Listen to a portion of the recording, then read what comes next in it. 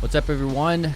This is my brand new Yngwie Malmsteen Fender Stratocaster that just came today, and I have not touched a single fret, and it is, of course, scalloped. And I figured I would do this video as a reaction video to let you guys know, what one guy thinks of first trying it out for the very first time. All right, let's get started. All right, so here we are with it. Now, just to preface this, I have not actually touched any of the frets yet. All right, I haven't pressed a single note because I really wanted to save my initial raw reaction for this video. And so first, I just want to preface this also that saying, basically, I've done a lot of research about these scallop frets, and what I came to understand before purchasing it, after looking at a lot of videos and articles and such, is you have two different people. You have people who've tried it, maybe because they had a friend who had one, or they saw it at a store, and usually those people didn't like it. And then those people who were committed to actually learning how to play with scallop frets, and those people only had good things to say about it from what I gathered. It really helps you develop a technique to relax your fretting hand. And I know this is probably something I will have an issue with because just last night I was practicing some of the Yngwie riffs that I'm going to play, and I do notice I'm pressing kind of hard in certain areas. So I'm really interested to see how this affects the overall the tone, or not the tone, but the notes, and if it's going to make some of them sharp or not, or flat. So what I'm going to do here first is we're going to start off just with rhythm, though, so with some chords. One thing that everybody seems to say is with these big, these scallop frets, especially the full scallop frets with the newer models of Yngwie signatures, is that rhythm and chords are difficult because you're dealing with multiple strings and you're pushing them and you can't overpress. So let's give that a shot. We're going to do maybe an E minor. Here we go. I'm going to switch between a few chords. That wasn't so bad.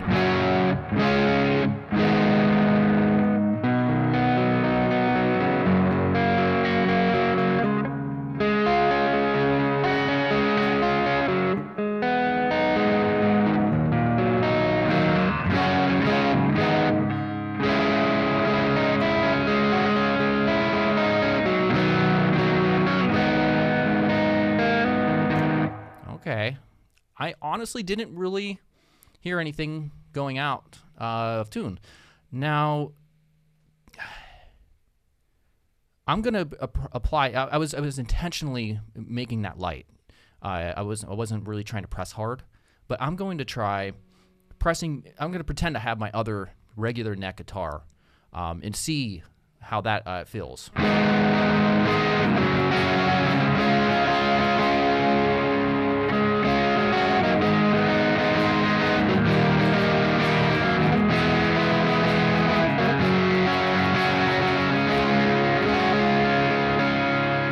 Still sounds good.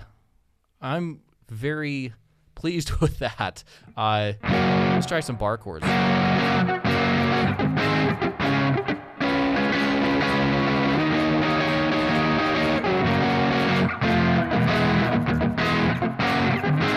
So let me try pressing hard, like real hard, just to see how it will affect things.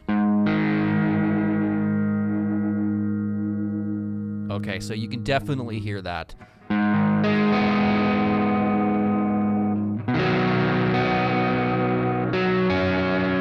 It's actually kind of cool.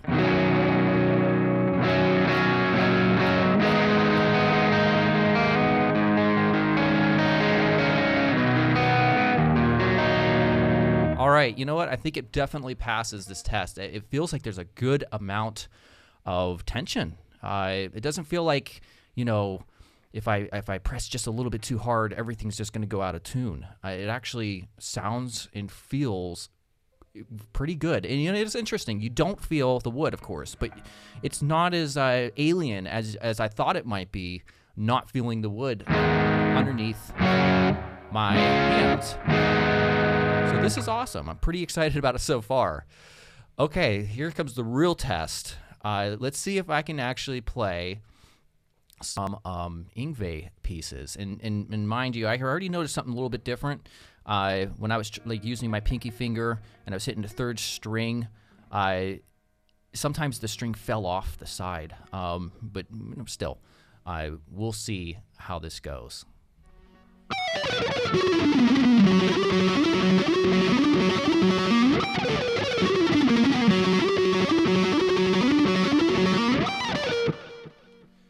So I'm noticing that on the high E, it is slipping very easily off the fret. I think that's going to be tough to get used to.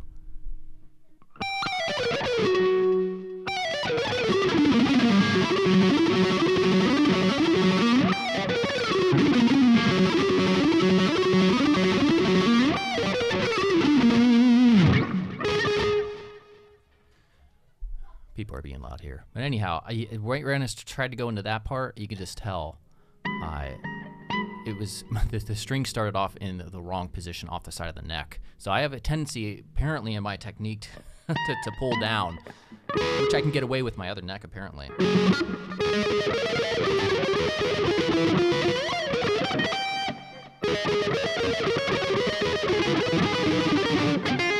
There it goes again.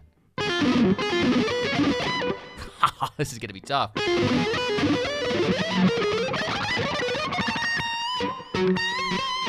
Oh yeah, definitely some getting used to that, but the scalloped frets aren't really the issue. It's the fact that the string keeps on, the high E keeps on coming off. Boy, that's going to be tough.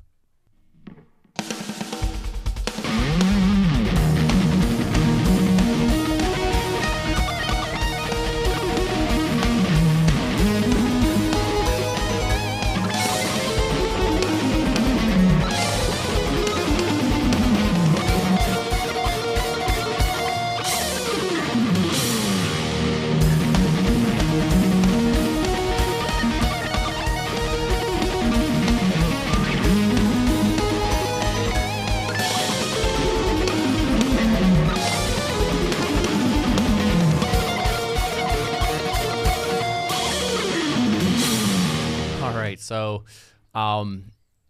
to summarize my experience so far, my very first time playing this, it's not the scalloped frets that are the issue.